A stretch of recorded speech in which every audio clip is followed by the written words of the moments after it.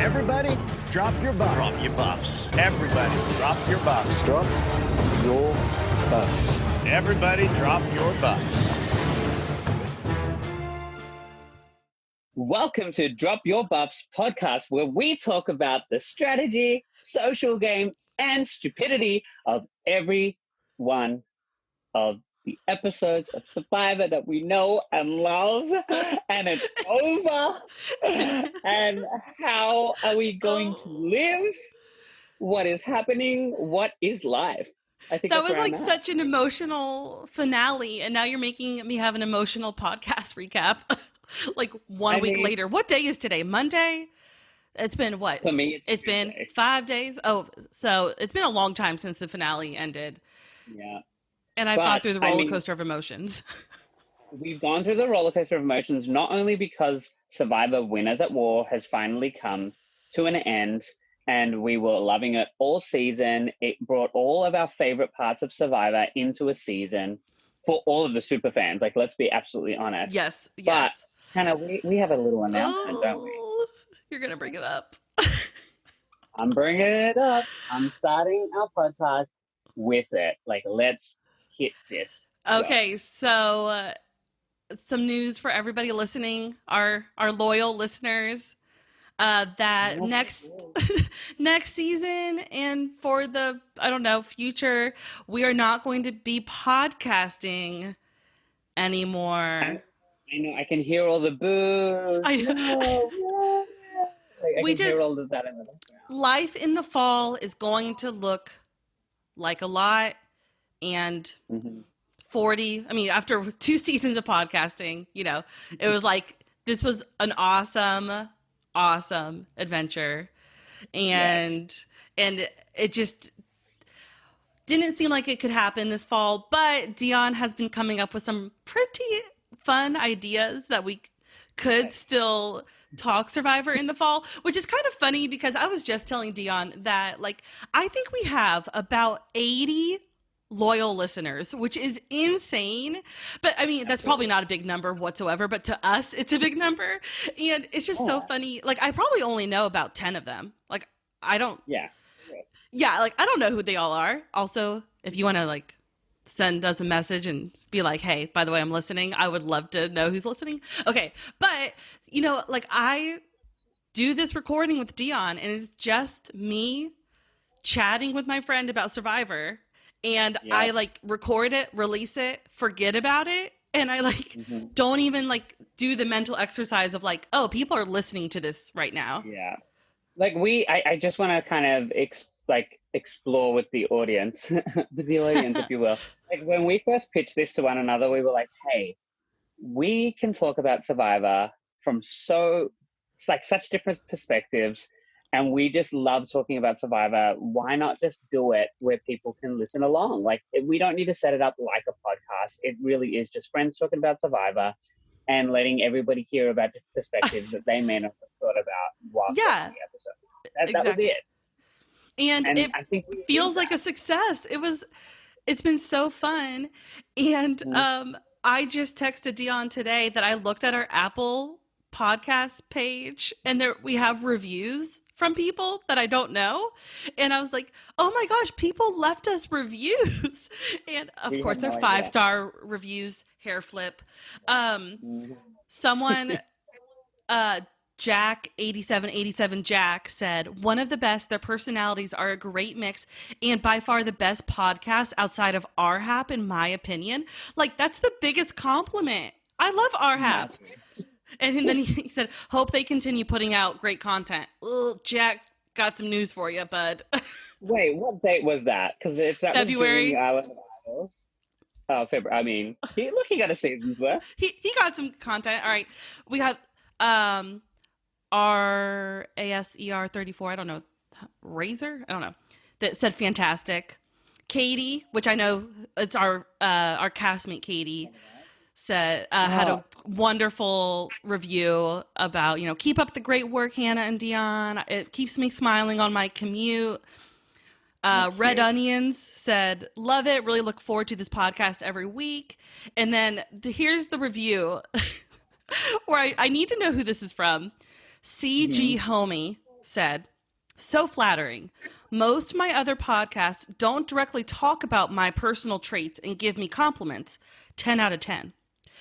So that makes me think that a contestant on this season left this review because it's talking Right. about how we flatter them and give them compliments. So which... And my gut was telling me that it has to be Danny Boatwright, of course. Because we give her compliments. I mean, it's you. You are giving her compliments, and I'm sure no other podcast is actually talking about her. So you're welcome, Danny. I wanted Danny back so much, but in saying that, I feel like, be it that it wasn't necessarily articulated extremely well, this might be somebody who goes like from podcast to podcast, claiming they're somebody who might be important, and just giving them a little bit of an ego. There's no way it's a troll. No, it's Danny. No. It's a real survivor who's listening.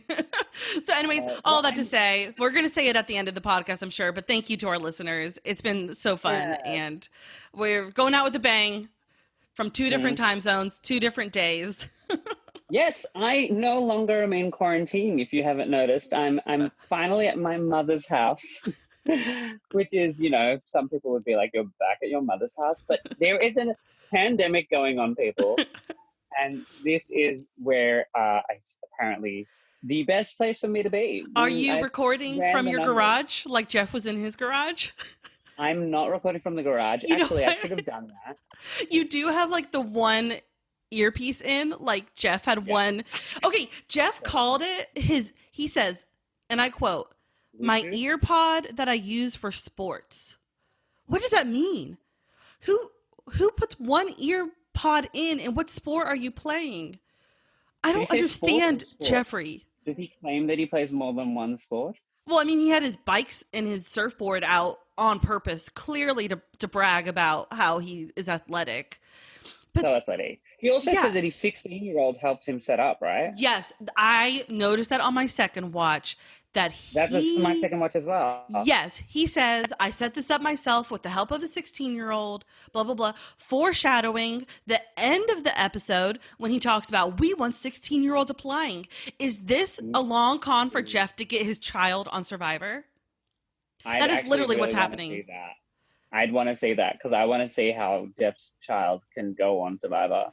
I mean, it's probably not illegal. It's probably illegal because if you're affiliated with CBS, you can't apply for their show, right? Unless you know. I mean, Jeff would totally make a loophole. He would. Jeff is the god. When you talk about Survivor gods, Jeff is the Survivor god. So yeah, when you pray to Survivor gods, you're like writing a letter to Jeff. Right. If you ended up on an island, would you recognize his daughter? Because I'm pretty sure it's a girl, right? Doesn't he have a daughter? He probably have more than one kid. So exactly. So you would show up and we wouldn't recognize them. Nope, no idea. But it'd be and funny if like, you were. This little thing thinks that they're so great. They think they know so much about Survivor, as if they like this show wasn't even on, like was on before they were even born. How would they know so much about Survivor? You would. Classic. Anyways, so what did you think about this reunion from his garage? I mean, okay, there wasn't a reunion, but the finale from his garage. It was so fun. Okay, for me, I was like, I actually think that the finale was handled better than most finales are handled. Like, we got more content. It was more Survivor. It wasn't rushed. It was, we didn't have randoms in the audience giving their opinion. We didn't have, like, we weren't milking the moments with the people as they left the game. Where they come out on the stage by themselves. Right. Which were you the one who was thinking they might do that with Zoom? They might have a Zoom with one person. I did think that they would do that in between segments. I'm glad they didn't. Yeah. And I think this season was just kind of encompassing, like, we've seen these people play. Let's acknowledge the game that they played. You know, I missed on my first watch, you know, I'm watching it live. I'm talking with people who are also watching. I missed like the 3 times that Jeff Probst said that there would not be a reunion during the show. He says it at the top of the show. He says it like 1 minute into the show, and he says it again before they do the audio recordings. Like, since we can't have a reunion, we had this. And like, that went in one ear and out the next. And so by the end of the episode, I'm like, oh my gosh, there's not a reunion. And I'm sure everybody else knew, but I was at home like, oh, okay. Well, I mean, to be fair, like you think that he's saying it to be like, we're not going to have like a live studio audience reunion. Not that we're not going to actually have conversations with the contestants from the game about Yeah, their so maybe I just like experience didn't even think it wouldn't be that. right. Because in my mind, I was like, surely they're going to have some kind of like discussions with the contestants post game, Right. but nothing. Nope. I heard like a little rumor that they did a test run beforehand during the day or maybe the previous day, and it just turned out awful. Did you hear that rumor as well? I did not hear that rumor. However, I feel like they'd have to come up with the content to fill in the space. So on the day of doesn't sound right. No, yeah. Because you got to have another hour's worth of content. Yeah. I loved the part where they had the audio recordings from certain survivors and they talked about how much it meant for them. And so I loved that part. And I felt like every person on the cast had their moment during the finale. Right. So we didn't get a reunion, but everybody had a moment. And I thought that was actually more valuable than a reunion anyways. However, just when you mentioned that, it really was like ding, ding, ding. Do you remember Fallen Comrades? When we used to follow the final three to their final challenge, going through every torch, and the final three would have their say, but then the person voted out would also have their say. Like, was this not just Fallen Comrades from the perspective of the people outside of the game? Wow. It was Fallen Comrades from people having an audio recording while there's a little clip of them playing. We didn't get everybody, but we got several people. And like we even got the people who were like in the end, like we had Tony Tony was like the second person to speak. Yeah. Wow. So like, I just ended up saying that I like Fallen Comrades, which I usually found boring. And I just said that I liked it. So you're right. But that was Fallen they Comrades. Did a different spin to it. Yeah, because it was post-game. It was everybody's say. And it was in place of a reunion. So it's not like we were getting to hear it twice, which we probably would have if we had Fallen Comrades and a reunion. Mm-hmm. Yep. You know? Yeah. So I did. I enjoyed that. Wow. Interesting. Mm-hmm. Well, all right. Do we want to touch upon the battle back, if you will? Yes. So the episode starts with the Edge challenge. Yeah. What do you? No recap because we had that in the last episode. I know, praise God. So, I mean, just coming into it, we knew it was going to be Natalie. Wendell really scared us at the end. Yeah. And if there was anybody to scare me, it was Wendell, because I'm pretty sure I've said on this podcast I would be happy to see anybody come back, especially Tony, except for Wendell. Like, he was the only person I did not want to see come back. I just don't think that his story arc this season, like, gave him a great chance at doing anything towards the end of the game, and I don't necessarily know that I wanted to see him doing. Yeah, and if he was the one who came back, we would have gotten a whole different story from him. Oh, but I say that as like Chris Underwood had no story in his season, and he came back, so maybe. Anyways, it could have happened. But I was very proud of my girl Natalie, especially when she like totally botched up the first round.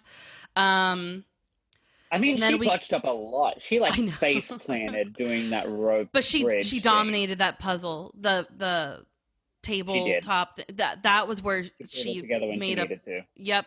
And then we got that beautiful moment where the Edge players are going to Ponderosa before they leave, and I loved this part of Edge of Extinction. The Edge of Extinction season, and I loved this part of this episode. I'll just say I loved every part of this finale episode. I loved everything, and that was part of the reason why we're recording this like so late, is because one, I wanted to do a rewatch, but two, I was also avoiding my rewatch because I knew it was going to be a roller coaster of emotions again, which was amazing, but I wasn't mentally ready to watch it again.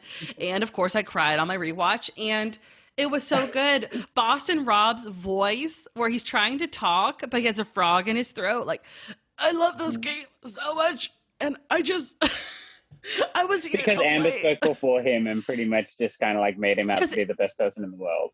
Amber is the queen of Edge of Extinction. I know Natalie technically is, but Amber dominated those confessionals. She was amazing. Yeah. She, like I said, from like very early on, I'm like, she's the narrator. She is the voice of the Edge. Man. So I loved all those moments. One thing of note that I noticed on both of my watches. So when they show up, they're lining up and Jeff is telling them what the challenge is. There's a long shot of the whole Edge people looking at Jeff. And everybody's looking at him except Nick Wilson. Nick Wilson is at the end of the line, and he is looking at the challenge. And I'm sure he's looking at the maze or the puzzle or whatever to try to figure out, like, how to solve it. Best round. Yeah, Wow. or he's, like, just taking in the whole challenge. Like, that is awesome. That's what you do. You know, Yeah. he's taking it all in, trying to already game it. And it's just hysterical to me.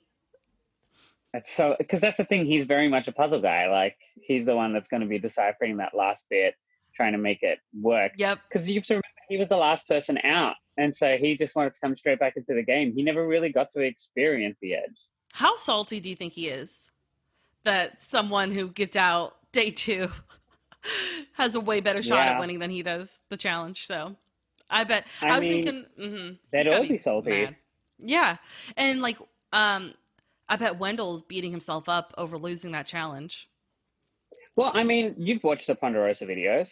Oh, yeah. Oh, I loved the Ponderosa videos. If you have not seen them yet, people listening, they are amazing. I loved them so much as the finale. Wendell actually had a moment saying he's like at peace. Like, he didn't seem too shaken up about it, which is really nice. And this is prior to seeing how the rest of the game plays out. Like, this is them on the boat towards Ponderosa before the next boat, you know? Yeah. The He's only like, person, like day 1 of Ponderosa, it seemed like Jeremy was still shook up and Nick is still shook up. But Nick is understandable because he was barely out of the game still. You know, like he didn't really have that time on the edge. But Jeremy, they're all competitive people. But, you know, Jeremy still was taking it in. And it kind of puts things into perspective. Like, some people will have mentally checked out whilst on the edge. They're out of the game in their mind. You know, the game is over. They get a chance to come back into the game, but they don't want to still play the game if they're not in it. You know, like, some people would have that mentality, I'm sure. So if somebody gets back into the game from the edge, that could be overwhelming. Like, oh, wow, I'm still here. I'm still in this. I'm still playing. Like, I don't think that Natalie ever stopped playing. Like, I think she had to keep playing for her own sanity to still be there. Definitely. I think someone like Reem, she was out of it from the first moment. Like, and she was her game that she was playing was the I can do this game. Like, I'm going to do it to show that I can stay in it. That's the game Reem was playing. Yeah, exactly. So, all right. I don't know if you can hear. I've got construction going on outside of my house, so hopefully it doesn't get too loud. I also have dogs in my house, so hopefully they don't get too loud. So, going out with a bang. Oh, there's something else I wanted to say about the edge. The edge? Well, maybe it has to do with like Ponderosa or something. I don't remember. But as we record the rest of this recap, I might just bring up Ponderosa stuff as we go, because I just loved the Ponderosa videos so much. And just seeing the friendships that came out of the edge. Yeah. Like, the fact that Wendell and Danny and Yul are like the closest. So close. Yeah, and that's the most surprising grouping. And then and of course we saw a lot of Parv and Ethan being best friends out there, so that was precious. Right. And then and whatnot. So we'll probably bring that up as we go. And everybody claiming that they're Rob's best friend. Everyone. I know. But in saying that, I've lost my train of thought as well. What is wrong with us? I know. We're gonna know at the end of the season. I know. 2 seasons in of recapping. All right, let's go to. All right, so I love when we have this emotional edge moment when they're doing their send off and they cut to the people who are still in the game, and I just love seeing them emotional. Tony was, Sarah was, Michelle was, Natalie was. And that's understandable, but it's like that feeling of watching everybody go to Ponderosa and you're still in the game. Like, that has got to be something. And like a proud moment, as well as like a, oh man, I'm still in this. I think for me, it just kind of dawned on me that these are the people that were able to avoid going to the edge. And I think there's Mhm. something to say about that. We avoided going through that experience and we're still here, but at the same Yeah. time, what is our game without having had that experience? When it's a Mhm. season that stems around the edge, like in a lot of games, you want to, like Island of Idols, you wanted to go to the Island of Idols. You wanted to Right. be one of those people. However, we found somebody at the end of the game wins it, never having Yeah. gone to the Island of Idols. Yeah. So it's so funny that, Survivor implements these twists, but they don't necessarily have to influence whoever wins. Yeah. Yeah. I love that. That's really interesting. So what do you think about Natalie telling everybody that the jury is rooting for Tony? I mean, I do think it was a very interesting strategy, and I think it was a good strategy just to kind of like, I mean, we already had Michelle the episode earlier trying to tell like Yeah. Sarah, Tony will beat you. And then now we have Natalie coming in being like, everybody thinks Tony's running things. And it's enough to kind of get Sarah spooked. But was it enough? You have that conversation between Tony and Sarah, and they're like, if Tony's trying to say, if Natalie gets the end, she wins. And Sarah's like, no, I don't think so. Like, Tony and Sarah have Mhm. such a different opinion of this game. They take in the same information and just Mhm. they just filter it so completely differently. So Yeah. completely different. So for me, it was like, what Natalie said worked for one person, but it wouldn't necessarily work for another. Yeah, and like at this point is obviously the point where Denise and Ben need to join forces with Michelle and Natalie to get rid of Sarah and Tony, but they weren't going to do that. But that's what they should have done to get farther, to get to But the we end. do see that Ben Mhm. is a lot like more aligned with Denise than we ever realized. Yeah, I mean, matching tattoos after the game, like BFFs. Did Oh, you know do about they? that?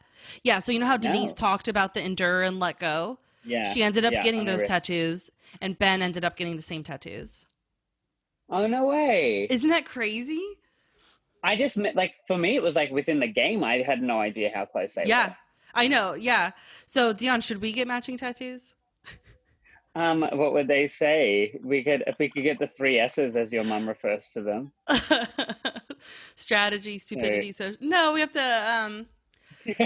Like, I don't want stupidity on my No, body. I don't. We'll get let's a go. DYB. DYB. Okay. Okay. Got it. Anyways, I will never get a tattoo. We'll see. So this is where we get the point. We get the beginning of Sarah talking about how when she hears that the jury is rooting for Tony, she's like, I want the jury to know that me and Tony have been working this thing together, and it's not always the man calling the shots. So this is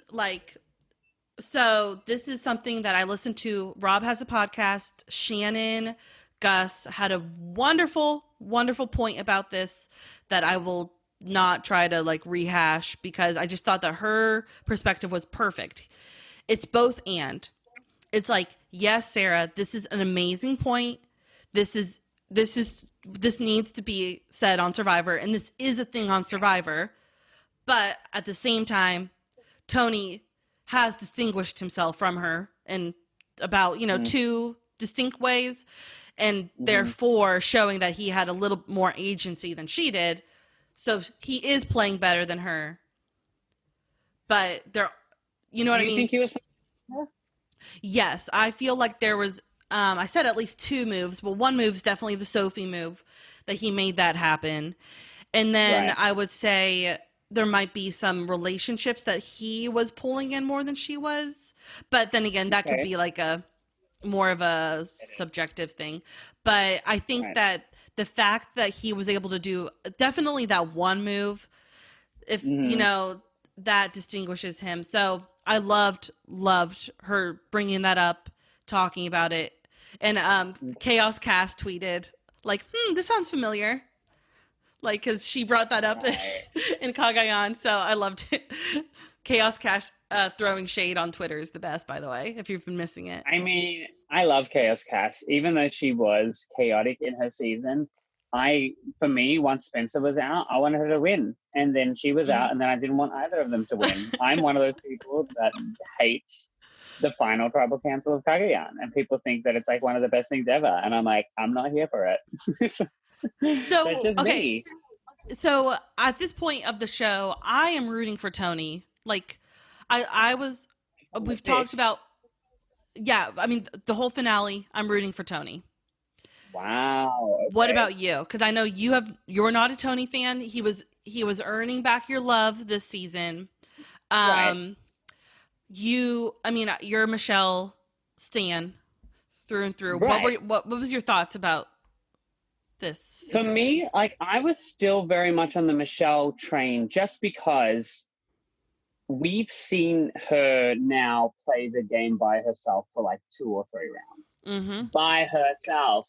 Mm-hmm. Out of like 8 people. Like, she's no longer working with a group of people. She's doing this by herself. Like, she is not able to rely on other people.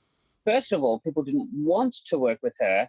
And that's not from lack of trying. She has tried every avenue. And when you run out of options, does that mean that you're a bad social player? No. It just means that people are putting up more hurdles for you. And if you can overcome those hurdles, that is so much more impressive in my eyes. She won immunity challenges in the clutch times when she needed to. It's not like she was never on the chopping block. Like, she was on the chopping block and she kept on avoiding it. Absolutely. And so for me, it's like, I see this game of Survivor as that, survival. And in my eyes, she was the person that overcame the most this season. You know, some people would claim that, you know, but Tony came in with this big target on his back. I'm like, so then why didn't Tony get any votes? You know, he may have been a bigger threat in his other seasons, but in this season, people just kind of thought that they could deal with him later. Is that good strategy, or is that just poor strategy on other people's part? You know?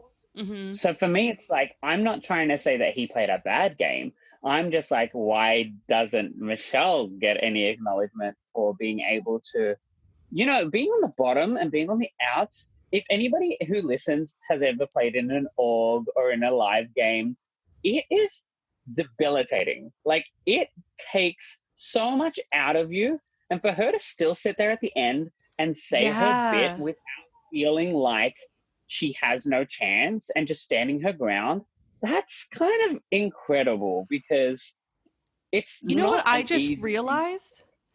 Think about the jury. Think about how many of those people on the jury, the winners, how many of them have ever been on the outs? Maybe 2 of them during that current season 40. Tyson during 40 was on the outs. Kim was during 40 was on the outs. But like, how many of them during their original seasons was ever on the outs? Like, Parvati has played many times, but she said that this is the only season that she's actually like struggled the most. I mean, Danny was kind of in a thing and then switched sides. Like, I mean, she was the last one remaining of her group, but I don't know if she was necessarily on the outs.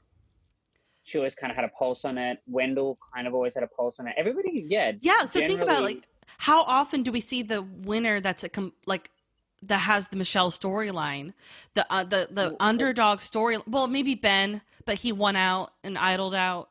So Ben, Ben was on the outs. He was the one to compliment her game. Yeah. So like, anyway, so while you were sharing that, I thought, you know what? A lot of these people don't even have that perspective that you're talking about. So maybe they would appreciate her game more if they even understood what she was going through. And so for me, as somebody who has watched this game from day 1, season 1, and watched season after season having a completely different person win each season. You know, all of these casts are filled with people that would never interact in the real world. They get them all together, and their job is to survive amongst one another, but also convince these people that they deserve to win at the end, right? And, you know, 20 years ago, it was easy to kind of let people slide by that you didn't understand their lifestyle or, you know, their background and things like that. So you had more interesting people making it to the end of the game. That may come across as a very not great. When I say interesting people, I just mean more diverse, you know, like a different background to what we're used to seeing in our everyday life, right? You know, I'm not seeing people, you know, get to the end anymore that express something that's like left of center to what we see on our TV every day, you know? So for me, it was like so the first 6 seasons, we see people like Richard, Tina, Ethan, the Sepia, Brian Heidick, Jenna Maraska, So different. even Sandra, none of them you can compare to you can't compare any of them to one another. We have our first African American winner. We have our first gay winner. We have one of the older women playing the game. We have the youngest woman playing the game. It's like we really can't compare any of them. We had a Jewish guy. We had, I was going to say a softcore porn star. Like we had all these like random archetypes playing these games, and just anybody could win. But the last 6 seasons we've seen, these dominant. I say dominant because like I was attempting to say aggressive at one point, but Tommy didn't necessarily have that aggressive of a gameplay. Chris didn't necessarily have that aggressive of a gameplay. Nick didn't necessarily have an aggressive of a gameplay. But these are also people who in their everyday life don't deal with the things that a lot of these other people deal with in their everyday life. So, there's a lot of reassurance coming into this game that it's like, oh no, I have the ability to do this. Where some people walking into this game are like, I don't know if I can do this, but I have to prove myself. So the same way that if I walk down the street, I can be heckled and abused and have been for multiple reasons. I feel like a lot of these people that have made it to the end of these games recently don't experience that in their everyday life. And I don't know if that's a reflection on me personally, not seeing myself represented in these games anymore. But like now I'm watching these games going, I don't think this game is built for anybody to win it anymore. Well, you're seeing, so here's what I'm hearing is you're seeing people come play this game and are successful at this game as showing that they're gamers. Like I played this game hard and I did it.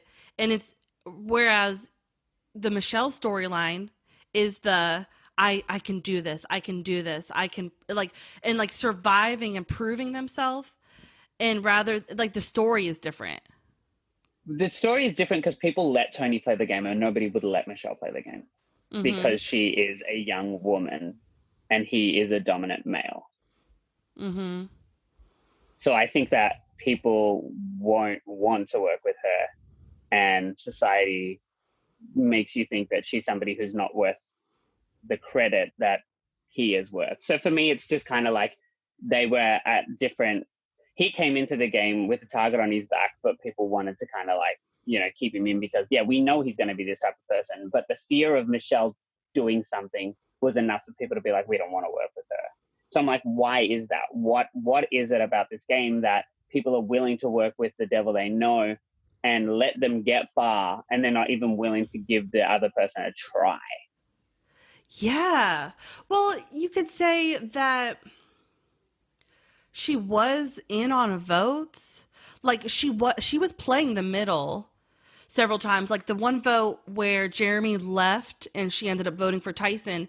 When we see the edit, we see it as like she's part of the minority group. But from interviews, I've heard that she was playing both sides during that tribal. Well, yeah, she voted. Yeah, she voted for correct. Tyson. So no, she voted for Jeremy. No, when She gave him the idol.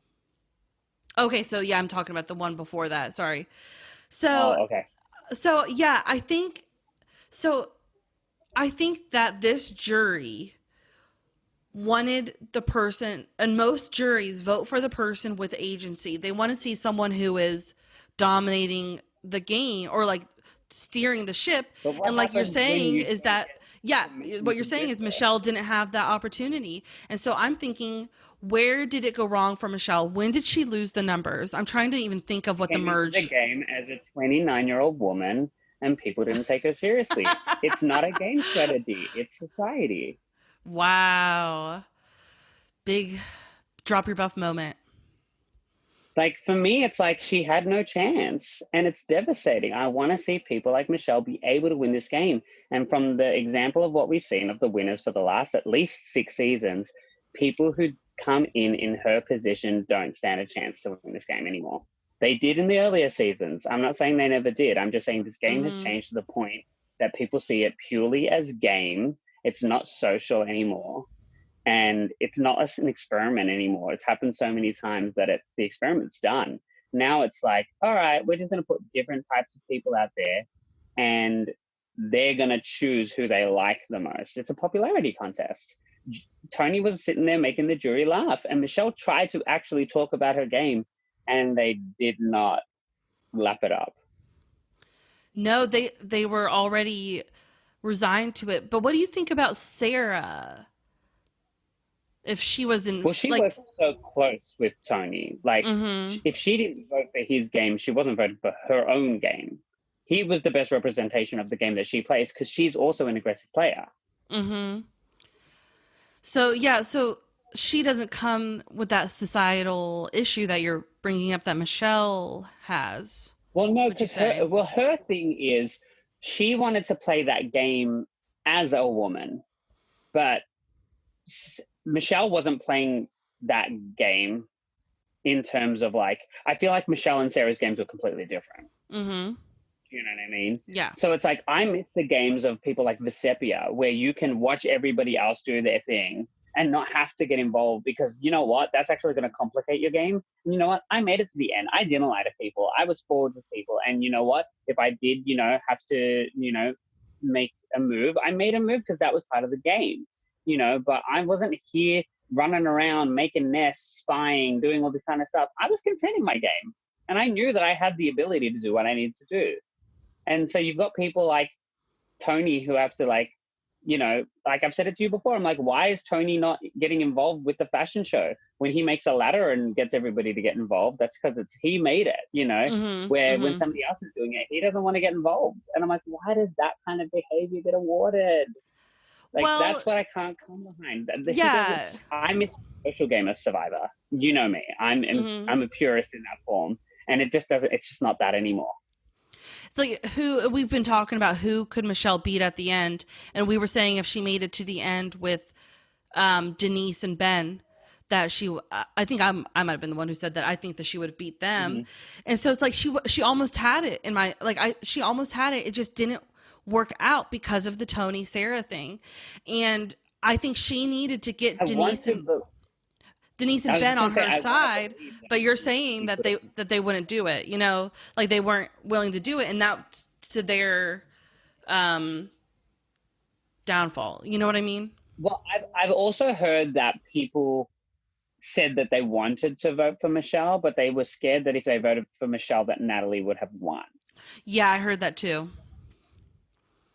So it's like, damn, like this person can't even get credit because they, now because of a final three, you have to take into place, like, you can't vote for the person you want to win because the person that you really don't want to win might actually win.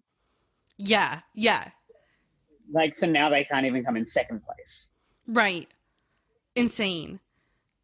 See, that for me is just kind of like, there's too many moving pieces now. Like, this is not. Like, don't give up on Survivor. Don't give up. I know. It's just, for me, it's just like, honestly, genuinely as a person, feel like if I were to audition for this show, I stand no chance of winning the game just playing an archetype.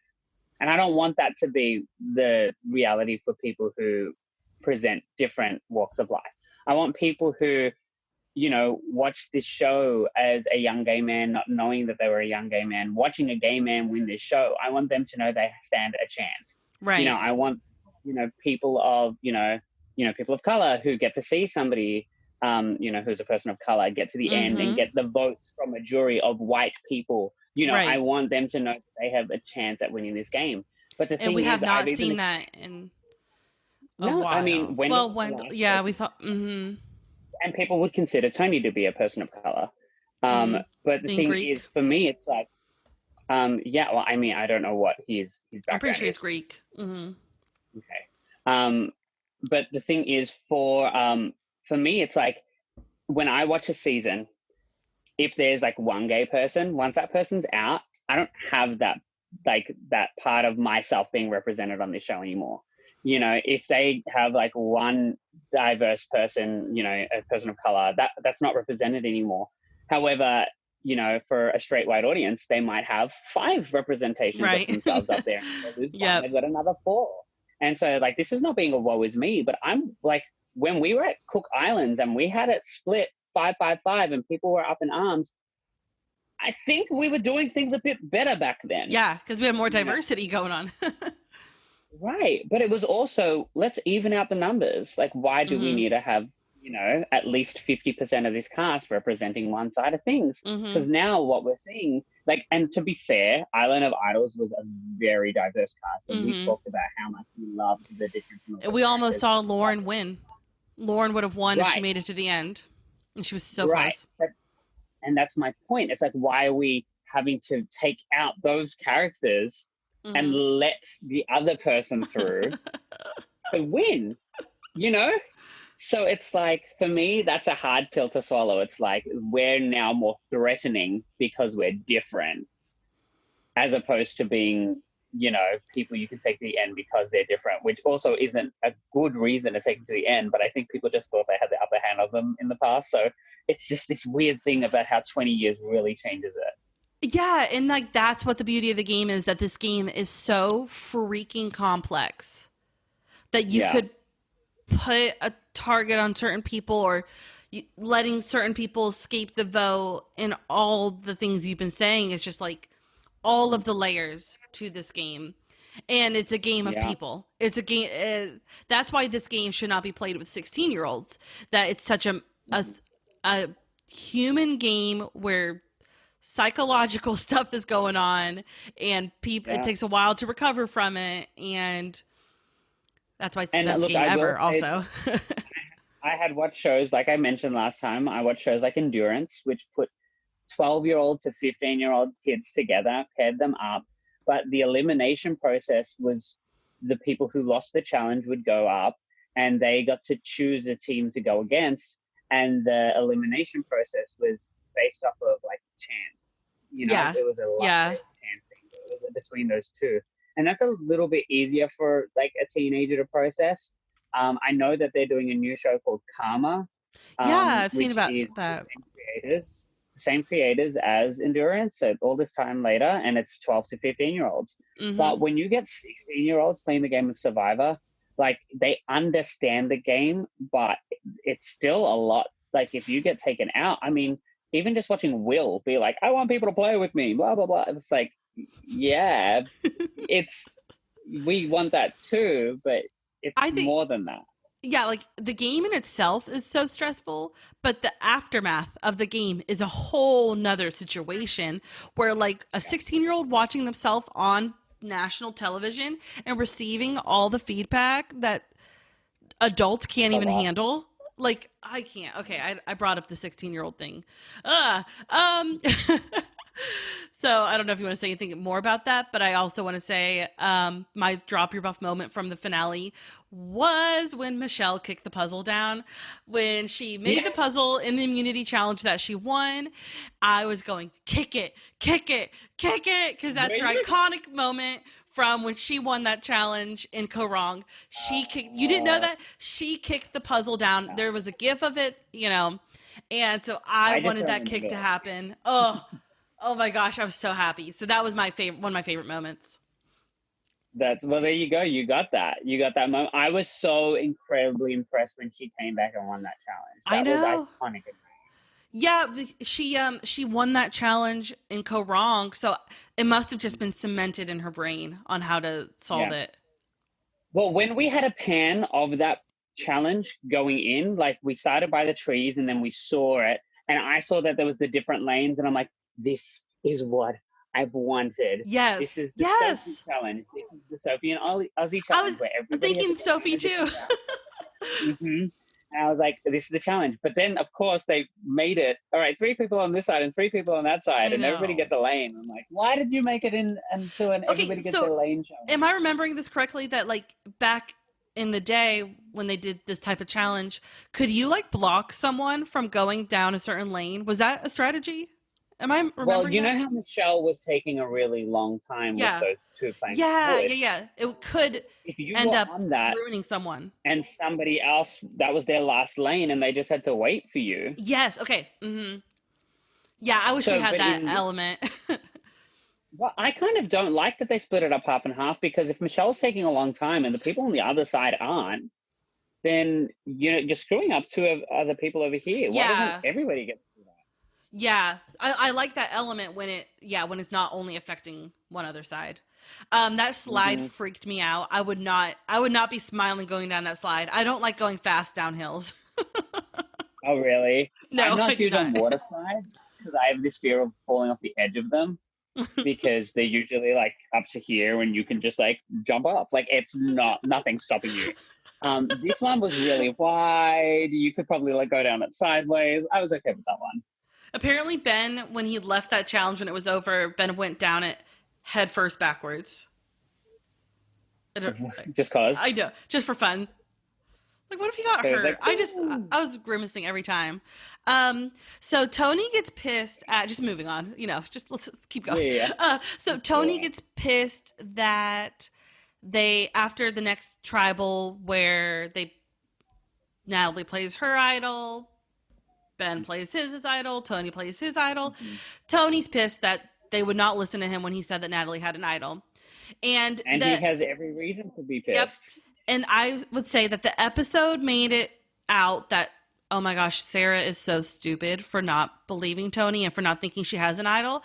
That's what the episode made it seem like. But I'm here to say that that the narrative should be Natalie is such a great player that she made Sarah that comfortable in her. That she made Sarah so confident in their relationship that so Natalie played the crap out of Sarah. That's my story. Yes. Now, there were so many different things to factor into this tribal. The fact that Sarah had a confessional saying, Natalie would have told me. Right. One, that's a huge statement to be making from somebody who's still in the game, who claims that they've never worked with Natalie and don't know how she plays. Isn't that crazy? And so now she's like, yeah, no, but Natalie would have told me. Why? Because they had Why that would she have told you? big of a connection that quick. Is Sarah that cocky Yeah. that she thinks she has Natalie in her pocket like that?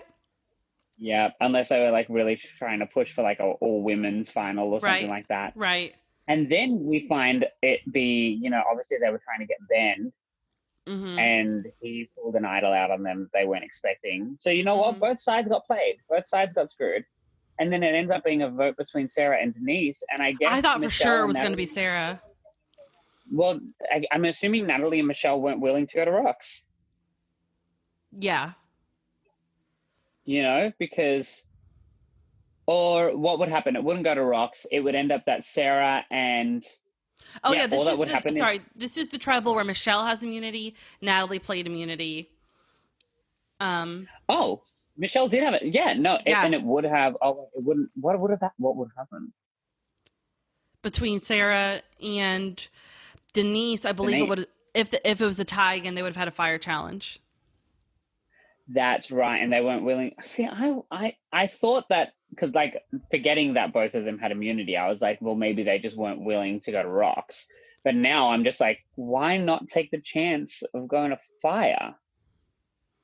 Because I feel like they'd have a better chance, unless they actually thought that Denise was way too close to Ben So and had a better chance at winning a challenge. I think that 'Cause she was Denise more- was seen as a jury threat because she's Mama D and she's beloved by the jury. This is what I think they would perceive her being beloved. But if you saw I had to do a lot of reading between the lines, but in the Ponderosa video where Denise comes in, there's this segment where she gets getting reamed out by people. Yeah. And they didn't show it, but you could tell it was happening. And the next morning you get a couple confessionals from people saying, yeah, Denise had a lot of people. She had her own like final tribal council last night where people were just like asking her to explain herself, which is out of nowhere. I did not see that coming. So that You didn't think she was going to get pulled apart? I didn't think that people were upset with her. And I did. You did. And so, like, if she would have made it to Final Tribal, she probably would have gotten the same treatment that Dawn gets. That, Yeah. oh, what's that one girl's name from from Survivor Philippines? The actress. Oh, Lisa. Lisa. Oh, Lisa. Like, Mama D, Denise might have gotten that same, like, treatment of, like, the mother figure that gets, like, hated on by the jury. Chrissy. Yep. Maxie, you know. all Oh, these I'm still a women little who- upset about Mama C losing. I wanted her to win so bad. Oh, so me too. And also Chrissy. Are you kidding? Yeah. Yeah, I don't know if Both Chrissy got the great mom teams. edit, but she definitely wasn't respected. Yeah, that's true. I don't know. Yeah, so I mean, they take out Denise probably thinking she's a jury threat, but also Sarah made Natalie and Michelle believe that she would vote with them the next round, which she ended up doing. But that's what Sarah's saving grace was. And then the next morning, we see Tony starting a fire to go idol hunting in the middle of the night. And classic Tony, I loved it so much. Yeah, I mean, I thought it was very interesting. It's like he's playing hard because he wasn't able to play as hard as he wanted to at the start of the game because that's what got him voted out second in, what was that? Game Changers. And it's like, that's what got him voted out so early. But now he's in this end game where he needs to like pick up the pace. So he has to go on the hunt. He has to go searching. He has to do all that kind of stuff. And still doesn't find it. And, Loved it. Natalie's looking for who knows how long, and she ends up pocketing it, which is incredible. So that was that moment. I was like, oh my gosh, well, if Michelle wins immunity, they're good. I know, but I still fist pumped when Tony won. I was so happy. I got out of my seat, and I was so happy when he won the immunity challenge. I mean, I'm not going to say I was happy because I wanted him gone, but it's like for me, it was, he needed it. And for somebody who never won an immunity challenge their first season, winning as many as he did this time. I know. Pretty epic.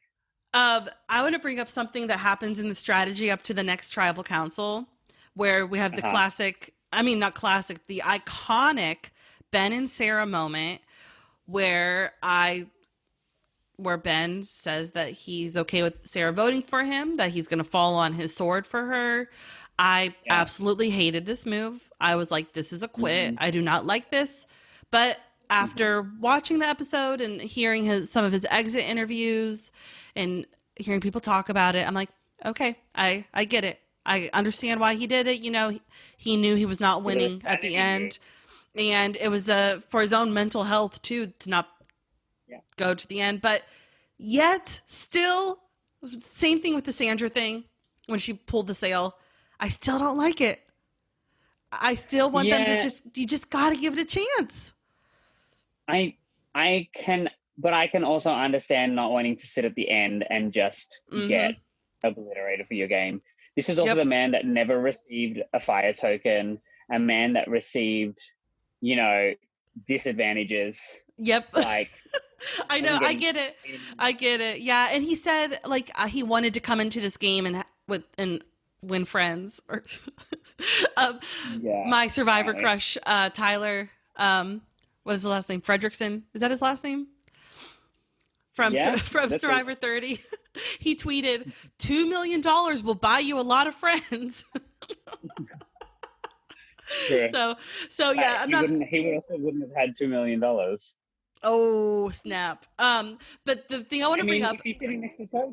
I know, but still, like, at the end of it, the gamer in me is like, don't give up. Just still don't do it. Yeah.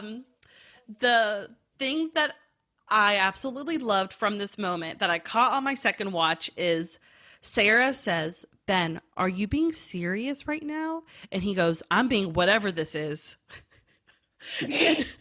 I love that statement so much that I hope I can use it in my day-to-day life. When someone says, are you being serious? I'm going to say, I'm being whatever this is. I loved it so much. So please feel free to use that in your life as well. Yeah. And did you see from the recap this episode, did you see the shot of Ben running with Tony in his arms? Yes. Which I had missed the first time. And I was like, that was a moment that I could like acknowledge and enjoy. That was Yep. fun for me. It's beautiful. We need a gift of that. So the immunity challenge is the don't let your balls drop challenge, where the winding maze thing, and you got to play this challenge last season. You got to try it out, right? I missed the Yeah. opportunity. I was too busy, so I didn't get to even touch this challenge. What do you have any insight? What do you think about this challenge? It's a lot harder than you expect. I mean, I just, I've got a long reach. I'm pretty, my hand-eye coordination's pretty good. And the first time I did it, I like got out pretty quickly. And I had to get a feel for it before the second time where I got a rhythm. And it's like they don't get an opportunity to get a rhythm. No, yeah. This is a challenge that is actually kind of is designed to confuse you, because each wheel, I believe, is a different time. Right. So the top of it comes down to the fork, and then one side will take like 18 seconds and the other side will take like 21 seconds. So you can't even like plan it as you're dropping them unless you like mathematically have gone, are really tracking it. Yeah. And I can't imagine tracking it at that stage in the game. Like I would love to next time we're in Macomb, I want to practice it and I want to try it out. But wow. Yeah, because the thing is, you think you're like count to 3, 1, 2, 3, but that 3 could be the 3 seconds that makes it join up with the one before it or the one after. Do you know what I mean? So it's like you kind of like just have to get into a rhythm, and sometimes you're waiting, and your waiting actually does like it gets you, because so what ended up getting Michelle was that two of her balls were way too close together. What a statement. So Jeff Probst says that 3 people who won this challenge end up winning the game. I was going to try to look up who have won this challenge in Survivor history, and the only one I remembered was that Jeremy win. Do you remember the other ones at all? I don't, And I'm pretty sure because this game happened post season 20, and there was, when everybody's like, there's a time of my life I don't remember. There's a time of my Survivor life that I don't remember. Even just looking back through the casts of seasons 21 through 27, there's a lot of people that I don't remember, and I don't know how they influence the game. I was thinking about Ralph for the first time in forever. It's like this redneck Ralph from Don't even remember him. Right, exactly. It's like these random people just out of nowhere. So I looked it up while you were talking. JT won this challenge. So in Tocantins. Yeah, so he beat Steven Fishback. The first time we saw it? Yep, first time we saw it, and then we saw Jeremy win it, and we have seen Wendell. No, that was during a reward. Hold on, I'm trying to read it. Nick Wilson won this. I don't even remember Nick playing this challenge. Why do we remember Jeremy winning this? And that was longer ago than Nick.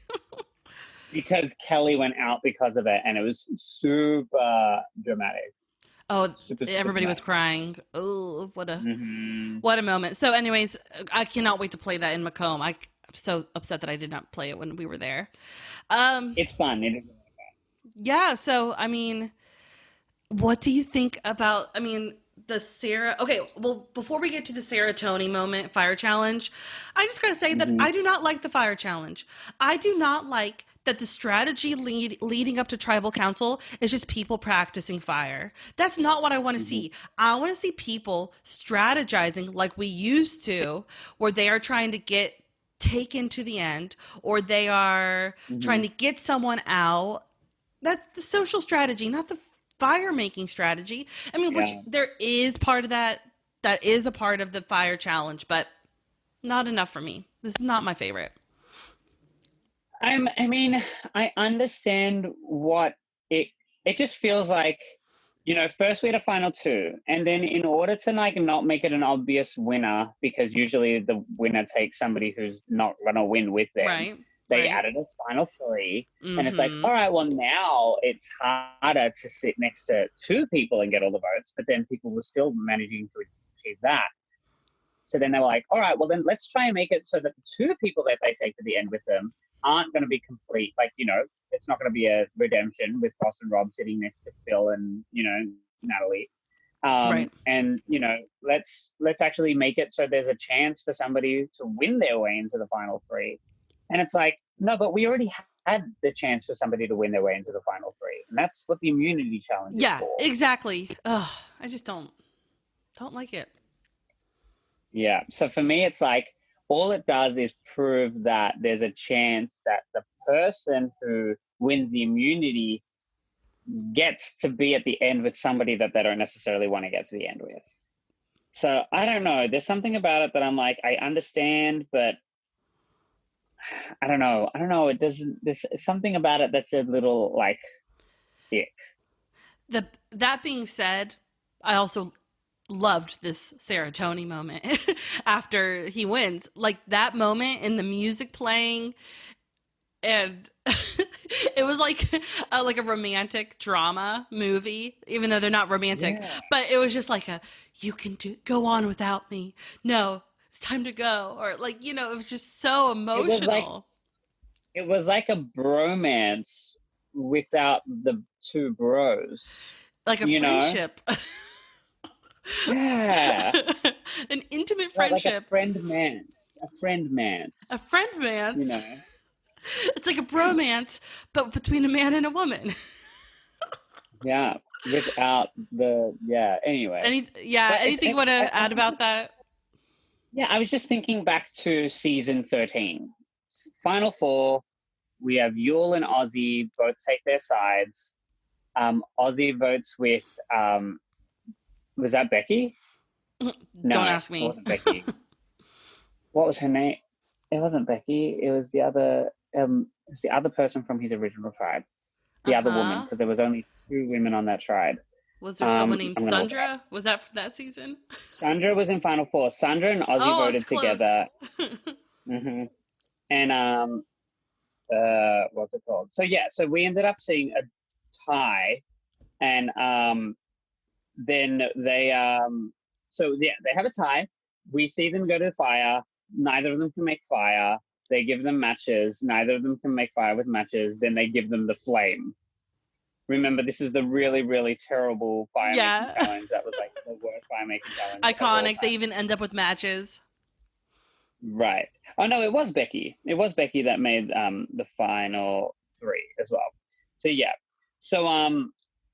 so we have that. We've seen a final 4 where 2 people end up at fire making to earn their way to the end.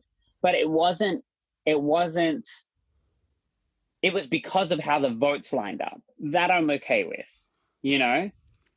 This is kind of giving somebody who should be out a chance to stay in. Mm-mm. And it's like, but why are we not this, like you said, the social game? This is what the game is. People get voted out. The point of the game is to not get voted out. Mm-hmm. Mm-hmm.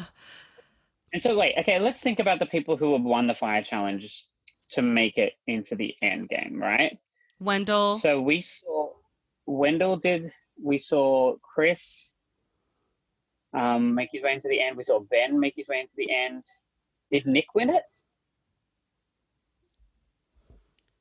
I feel like he did.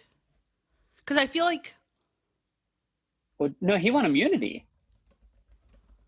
Who did... Kara Kay was in fire.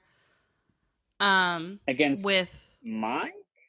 We thought Mike was going to go home because we didn't think Mike would make a fire. And then he made a fire. So late for me. Yeah, Nick took Angelina because he thought that nobody would vote for her. Okay. Kara and Mike went up to make fire. We thought that Mike was just drinking wine and he wasn't drinking wine yet. He wasn't in the final 3. But we didn't think he could make a fire, and he ended up making a fire. I remember being devastated that he actually got to the final 3.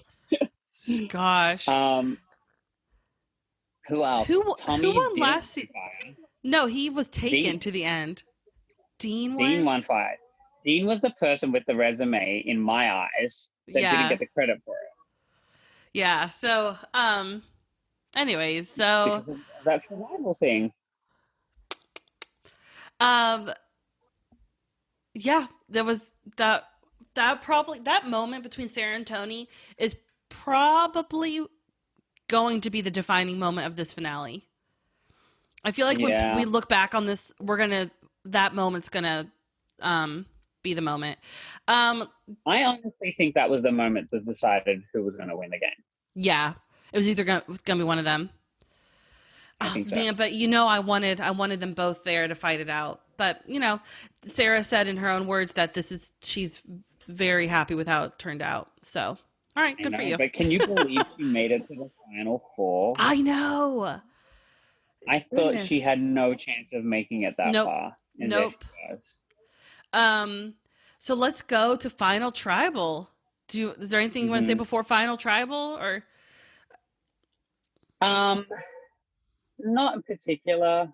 Like, it wasn't a final three that I was expecting to see. There weren't three people that I imagined being the final, like, I know. Having their brunch and hanging out and doing all that kind of stuff. Yeah. I will say that, going into the episode, Tony lost all of his allies and was the last one standing, which was, pretty impressive. Yeah, you saw that coming. But, he didn't get to have his breakfast with Ben and Sarah like he planned. I know. He was the last one standing. And what do you think? He also got to get their votes. Yeah. Maybe he wasn't too upset about that.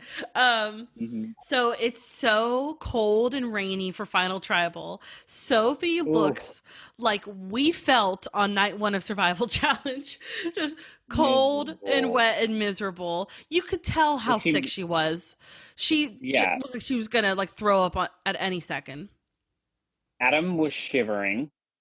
Oh my goodness. Just sitting there. I felt for Danny. I'm sure Danny was. She has no fat on her body. She was probably Amber so was cold. Sitting there looking fine. Just fine. She's sitting.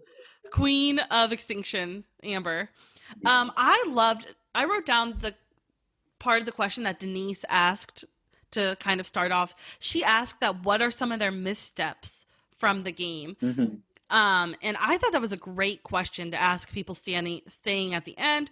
Natalie says, well, my misstep was not connecting with people day 1 because she got voted out day 2. So yeah, that's a misstep. Michelle starts out her answer by saying that she had great one-on-one relationships, but that wasn't enough to make an alliance happen. And I thought that was a great answer. And Tony says he didn't have any missteps. I thought it was a terrible response, and it made me so angry because that just for me just drove home the chauvinistic, like, no, I didn't do anything wrong. I'm like, I was fine with it. Nick has a rebuttal and was like, I think Nick brought up himself. Tony says, we did have a relationship out there, but I found out you were going after me, so I had to go after you, which I think that's a great, I don't know, I think that's a fine response in Tribal to be like, if someone's like, well, you took me out, and it's like, yeah, you were coming after me, so, and it's like, yeah. And then Jeremy says, what about me? And anyways, I just, and Ben says, I can attest to his loyalty. And Jeremy says, yeah, he yeah, you can. He voted. Yeah. So anyways, I thought it was really interesting that Ben and Jeremy were sitting next to each other on the jury. I hope they're okay. It seems like this whole crew, we get the vibe that they all get along. We've definitely seen friendships that are closer, but I've been starting to see some things in the social media, like seeing little snippets of people who actually didn't get along and whatnot. So they were really respectful during this Tribal. I was so scared that Michelle would get the goat issue, which she would not deserve whatsoever, in my opinion. I know some people probably think, but I don't think so. So I was really glad that they didn't treat her like that. Yeah. And so for me, it was just like watching the Tribal, my heart was falling into my gut because I was just because she's not getting. She's not. And it was just kind of like the fact that Natalie stood a better chance than Michelle did when I thought Michelle was going to be taken to the end with Natalie and Michelle was going to beat out Natalie. but then, hearing about things afterwards, it's like, well, there were some people who liked Natalie the most because they saw the game she played on the edge. But Ugh. there are other people that wanted Michelle to win but weren't willing to vote for Michelle in fear that Natalie would win. It's like, it's this whole convoluted thing.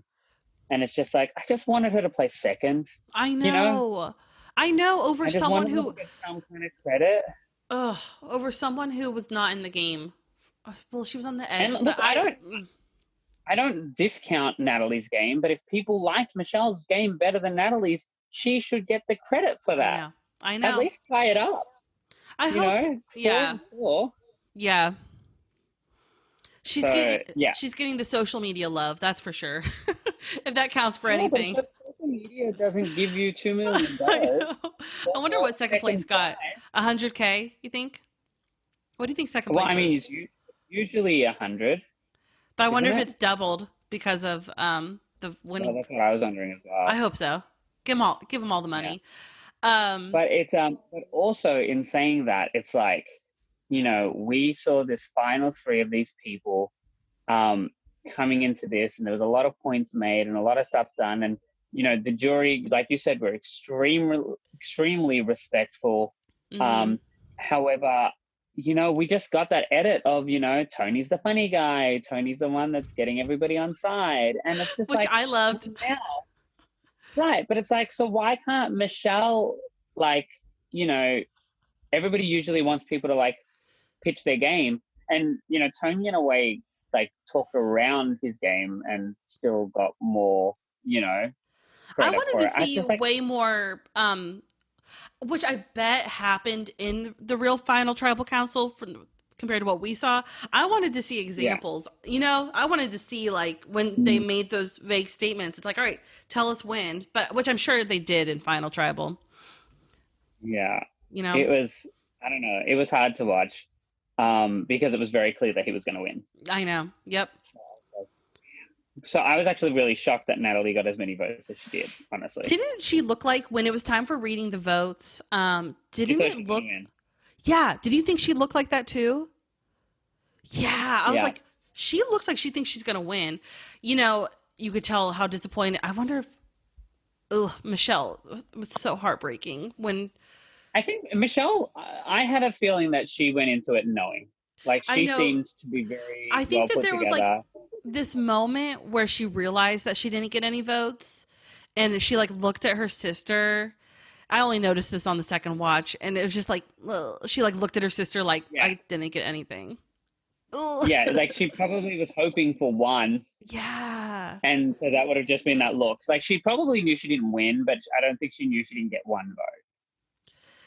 But she is still the only person to never have had their torch snuffed. I know. The only winner who has never been voted out, who's played twice. Love it. No, but, like, she's, like, the only person in the game of Survivor who's never had their torch snuffed. Besides, I was listening to one podcast that was kind of talking about this. There are other people, if you think about it, like Wanda Shirk. From Okay. there's those people. The people who, what's that one? Aaron. What's that one girl who broke her wrist on day one? Oh, that You're like, was- oh my gosh. You're, Something like, you're Moon, thinking of One World. right? Was it her last name Moon? Yeah. Probably. She was, like, the only girl that I was excited to see play that season, and didn't make it. And then, like, then she breaks her wrist. Anyways, so Yeah. that was, if you think, that was the first time when we see the reading of the votes that we see people with their family. We see them hug their family after the votes, but this was like, once again, just breaking down. Family is everywhere in this season. Yeah. And, like, Tony's kids crying from happiness that he won. And, The odds of, if you think about how many of the winners have children, the odds that 2 of the final 3 don't have children. That's kind of crazy if you think about it. interesting. There's got to be a lot of parents. Yeah. There's a lot, but that's the thing. Like, there are a lot of the people that are a little more seasoned. They're a little more know how to kind of interact with people and stuff like that. And honestly, like, I don't want to discredit Tony's game. Tony played a great game. I think that he played a much better game than his first time around. Mhm. For me, it's just like, when you're sitting next to Wu, like I get it. But when you're sitting next to people like,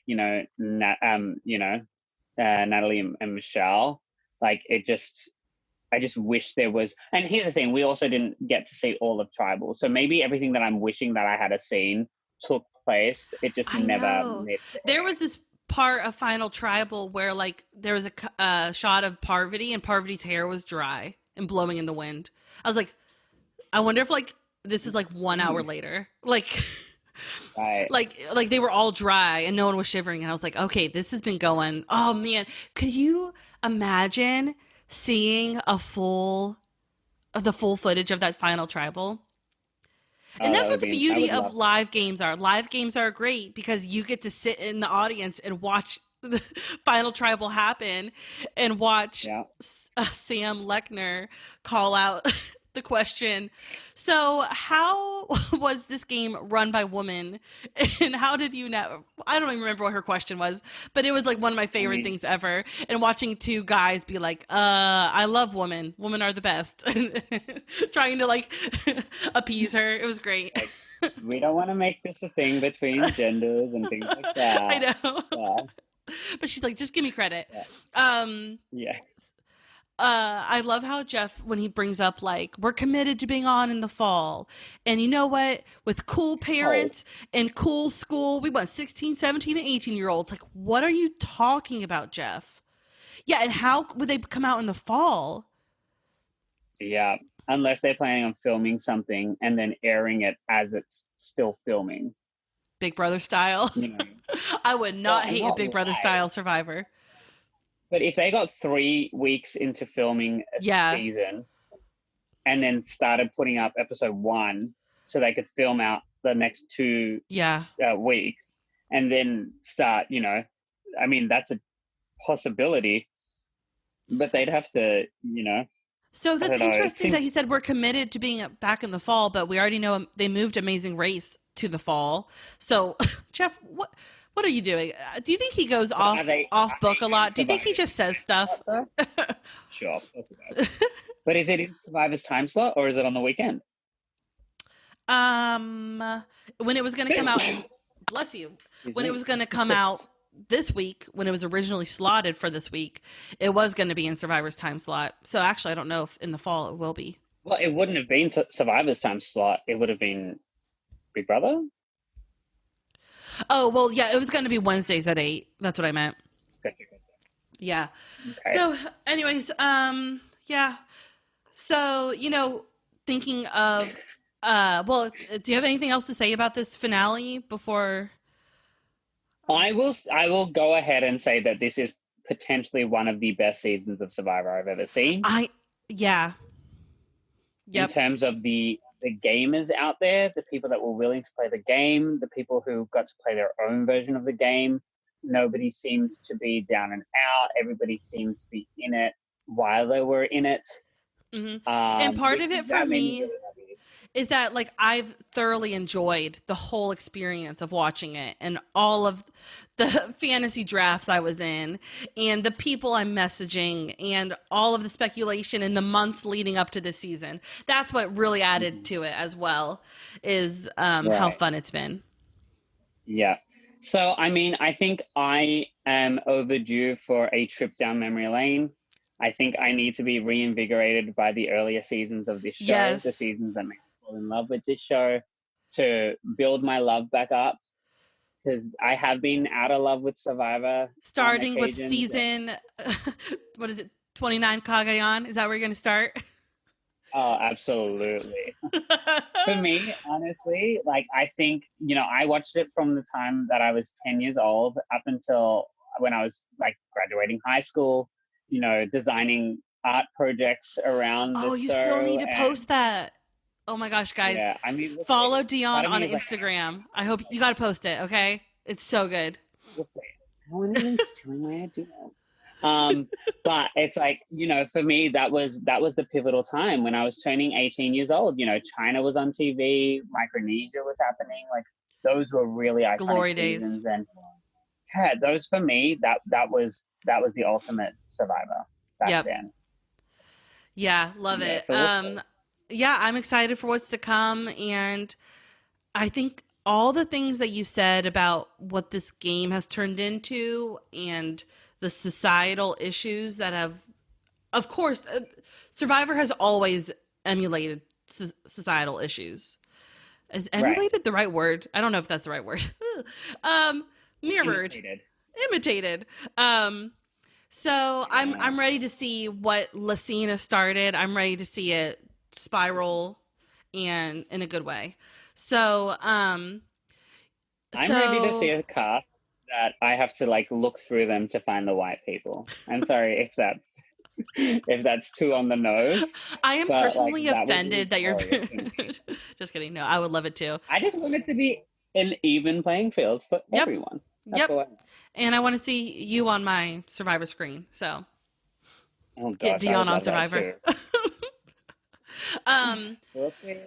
Yeah, Good, so good, good. follow us on Instagram. Probably is where if we end up doing something in the future, follow us there, or me on Twitter. Dion, he'll come visit Twitter eventually. You know, every once in a while he'll stop by. I'm there, but I'm not. You know, like I see things that I'm tagged. But like, if we do keep up this Instagram account, I think it would be a great opportunity for us in future seasons to continue with the stories. And, every now and then, if we've got the time for it, we can just do a live video where Yeah, you that's what we take were a talking side of the about. screen, I'll take a side of the screen, and we can just kind of voice our opinions there and, put it up as a highlight so people can go back and watch it. So Exactly. we may not be podcasting, but we'll still share our feelings and thoughts on the episode if you want to hear We're it. still talking about Survivor. It just depends on if we share it with the world or not. Exactly. So let us know if you would like to see that. And maybe if I do go down a trip through, memory lane, I'll be able to, chuck that stuff on there as well. Yeah, totally. So thank you everybody for listening and for your support and those Apple Podcast reviews that we had no idea were there until today. They were I great. just realized I didn't do a drop your buff moment. Oh my gosh. What's your drop your buff moment? I think my drop your buff moment was when Hannah was like a really cool co-host and made being on this podcast so much fun for like a full year now. It feels like so much longer. Oh my gosh. But my drop your buff moment was when Hannah approached me and said, "Hey Dion, would you like to do a podcast with me?" And I was like, that sounds like so much fun. Let's do it.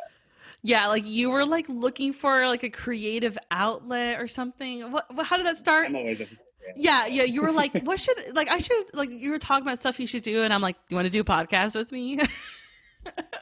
You're like, okay. And I feel like I've just like grown so much with just I don't know, just this has been a learning experience and just like learning how to talk for over an hour about Survivor. Yeah. And for me, it's also just like, talking is one thing, but learning how to listen to someone else as well and just like take in what they have to say. Like I used to pride myself on my ability to listen, but then you do a podcast and you're like, wow, we're still talking over each other. Dion, stop. Stop, Dion. Stop. Wow, that's funny. And I've learned the same as well. We've our friendship has grown so much through doing this too, if you got to say. Wow. So we're going to miss when we were in the off season, remember between these two seasons, we were like texting like, "Hey, I haven't talked to you in a while. This is weird." Yeah. It's like, I'm not talking to you every week. That's not okay. So we're going to have to keep it up. Absolutely. Yeah, that Instagram account is going to stay live and we might go live, and we hope you also join us there. Yep. So if you're listening and we don't know, if you know us and you're listening and we don't know you're listening, can you shoot us a message and be like, "Hey, by the way, I've been listening this whole time." That would be fun. We would love it. Even if we don't know who you are. Oh yeah, shoot, yeah.